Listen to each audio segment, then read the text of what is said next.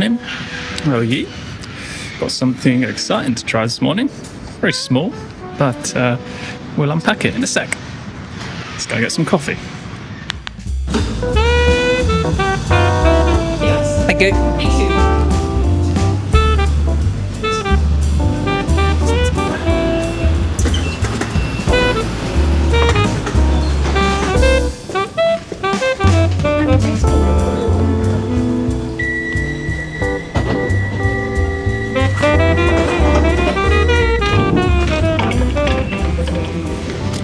So, yeah, as I said, we've got something very small to try on the Go Ultra today, and that is the Freewell Diffusion filter, 1/4 G Mist or something along those.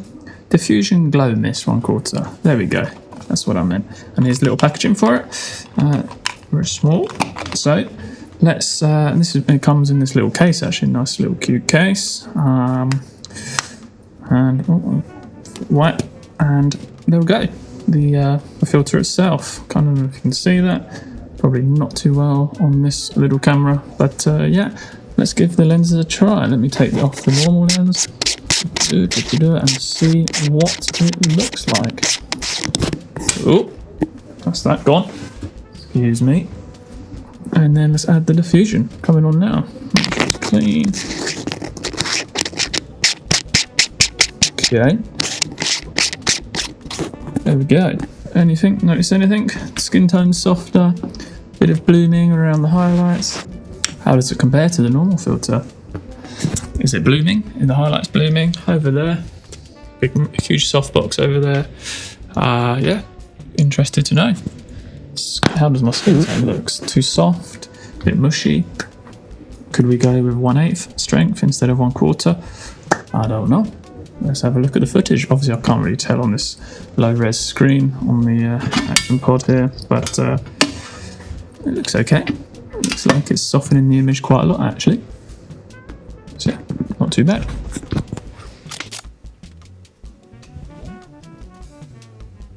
Okay, so why might you want a mist filter on your action camera? Well, it's going to soften the highlights, it's going to take that digital look off, and it's going to make your skin tones a little bit more pleasing, I guess you could say.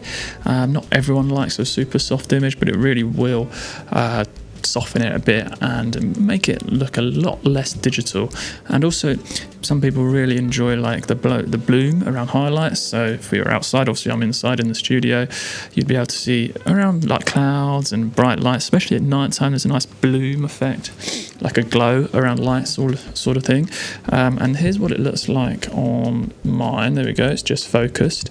You can see it's got a nice red ring around it. It matches quite nicely with the record button. A bit bigger than your standard lens, if I'm honest with you. But I quite like it. Adds a pop of colour. Maybe not quite as discreet if you've got the compared to the normal lens. If you've got it down on your chest like so, but definitely still discreet for the Go Ultra. No crumbs there. But yeah, I tend to. This is actually. Have I had a mist filter before?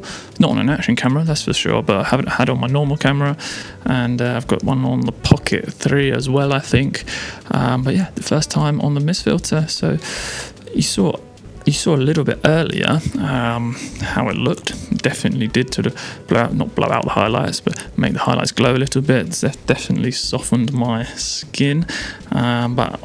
Obviously, I'm just looking through the action pod on the Go Ultra, so not the best screen or resolution on here, so hard to tell exactly what it looks like. But I think 1/4, which is the strength on here, 1/4 is probably a little bit too much for an image is quite soft anyway out of an action camera.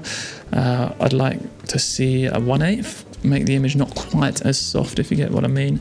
But generally, I think it would do. We'll go outside now, try and get some B-roll, and to see what it looks like properly in good lit conditions, because I'm in a very dark, dingy room at the moment. Obviously I've got a big soft box, but it's not lit properly. I'm not lit properly. So yeah, see you in a bit.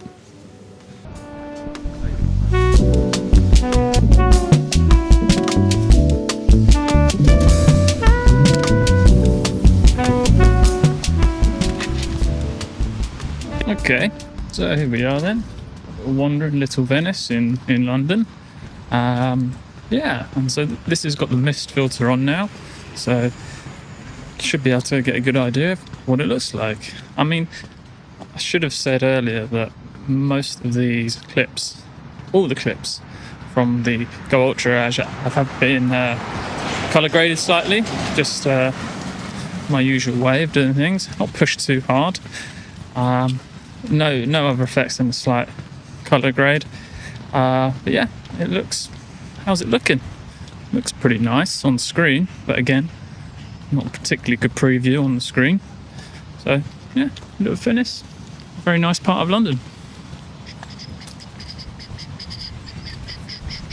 Whilst we're on the canal, I'm going to take you up on the quick bridge to have a look at these canal boats. I've never seen so many here.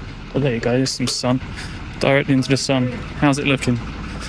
Oof. Crazy. Let's go and have a look at some canal boats. Bit wary standing over the river with the canal, should I say, with this Go Ultra onto a magnet. For a jacket, so not particularly secure. Slight nudge will knock it off.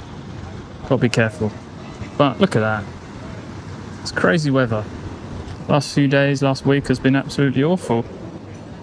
And now we're mid-20s. Gonna overlay a few night shots. Well, not night as such, but sort of sunset on my run yesterday. It looked pretty nice there. You got the sun sitting behind the clouds, and sort of you had the glow from the clouds, the diffused light through the clouds was very nice. Have a look, see what you think. One thing that's actually also really impressed me is the audio quality on this. I've never used a mic with it. I don't even have an Insta360 Go mic, whatever they're called. But yeah, the audio quality, maybe for me, tops the image quality. If there was 10-bit and D-Log M, 10-bit and D-Log M, 10-bit and some sort of log profile for the Go Ultra, then we'd probably be saying, telling a different story. But yeah, audio straight out of camera, considering I'm in central London, Little Venice, it's pretty impressive. And I'm not really shouting at the camera, I'm talking quite quietly, to be honest. I'm in a nice little park. Don't want to be attracting too much attention, but yeah, audio capture is spot on, to be honest with you, and couldn't ask for much more with the Go Ultra. Have got it on the enhanced voice setting and the audio settings within the camera, so that probably helps. I think that's about it for now, so probably a little bit longer than I was anticipating for a video on a little filter, but yeah, hope you're having a good day and see you in the next one.